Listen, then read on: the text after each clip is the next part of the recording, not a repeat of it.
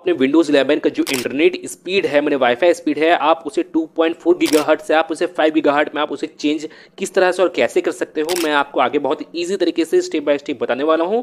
तो आप इस वीडियो को होल कंप्लीटली वॉच कीजिएगा। कि आपको अपने कीबोर्ड में विंडोज प्लस आर बटन को आपको यहाँ पे प्रेस करके आपको यहाँ पे रन प्रोग्राम को ओपन करना है। ओपन करने के बाद अब मैं आपको यहाँ पे एक कमांड बताऊंगा, तो आपको उस कमांड को यहाँ पे टाइप करना है ncpa.cpl। आपको इस कमांड को यहाँ पे टाइप करना है, देन ओके। अब आप यहाँ पे देखोगे आपको यहाँ पे इंटरनेट का आपको यहाँ पे ऑप्शन शो हो रहा होगा और वाईफाई का ऑप्शन शो हो रहा होगा। अगर आप यहाँ पे अपने सिस्टम में जो इंटरनेट है, अगर आप यहाँ पे इंटरनेट की हेल्प से अगर आप यहाँ पे यूज़ कर रहे हो, तो आपको इसके ऊपर राइट क्लिक करके आपको इसके प्रॉपर्टीज़ में जाना है। अगर आप यहाँ पे वाईफाई की हेल्प से अगर आप यहाँ पे इंटरनेट यूज़ कर रहे हो, तो आपको इसके प्रॉपर्टीज़ में जाना है और आपके सामने कुछ इस तरह के इंटरफेस शो हो जाएगा। अब आपको करना क्या है कि आपको यहाँ पे इंटरनेट प्रोटोकॉल वर्जन 4 का आपको यहाँ पे ऑप्शन शो होगा, तो आपको इसे मैंने सेलेक्ट करना है। सेलेक्ट करने के बाद फिर आपको इस कॉन्फ़िगर वाले ऑप्शन पे आपको यहाँ पे क्लिक करना है। क्लिक करने के बाद आपको यहाँ पे इसे यस कर लेना है और आपके सामने कुछ इस तरह के इंटरफेस शो होगा, तो आपको यहाँ पे इस एडवांस वाले ऑप्शन पे आपको यहाँ पे क्लिक करना है।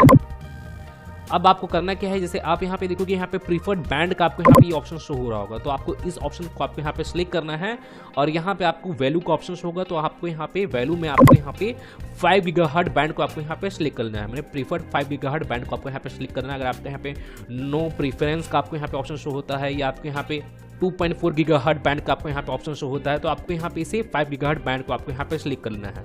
और जैसे मैं आपको बता दूं, किन्हीं लोग के सिस्टम में या लैपटॉप में 5 गीगाहर्ट्ज़ का जो ये बैंड का ऑप्शन है, ये ऑप्शन शो नहीं होता है। ओनली उन लोग का 2.4 गीगाहर्ट्ज़ का ही बैंड आपको यहाँ पे शो होता है किन्हीं लोग के सिस्टम में या लैपटॉप में। तो मैं आपको बता दूं कि अगर आपका यहाँ पे 5 गीगाहर्ट्ज़ का आपको यहाँ पे ये ऑप्शन शो नहीं होता है, तो इसका मतलब ये है कि आपको जो सिस्टम है वो 5 गीगाहर्ट्ज़ को सपोर्ट नहीं करता है। ओनली यहाँ पे 2.4 गीगाहर्ट्ज़ को यहाँ पे सपोर्ट करता है, इसलिए आपको यहाँ पे 2.4 गीगाहर्ट्ज़ का ही ऑप्शन आपको यहाँ पे देखने को मिलता है। तो अगर बाय द वे आपके यहाँ पे 5 गीगाहर्ट्ज़ का आपको यहाँ पे ऑप्शन देखने को मिलता है, तो आपको इसे सिलेक्ट कर लेना है।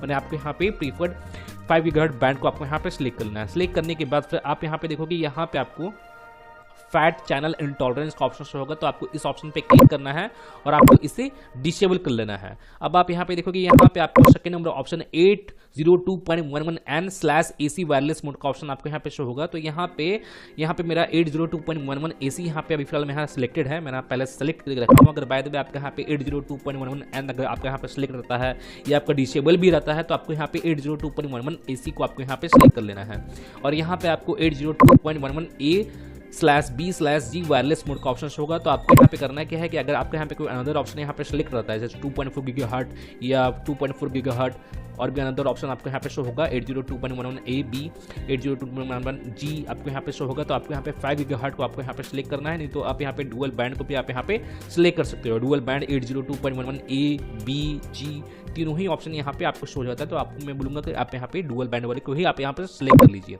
सिलेक्ट कर लेने के बाद फिर आपको करना क्या है कि आपको इसे ओके कर देना है और यहाँ पे आपको इसे क्लोज कर देना है और यहाँ पे आपका जो वाईफाई है ये आपका मैंने रिकनेक्ट होगा।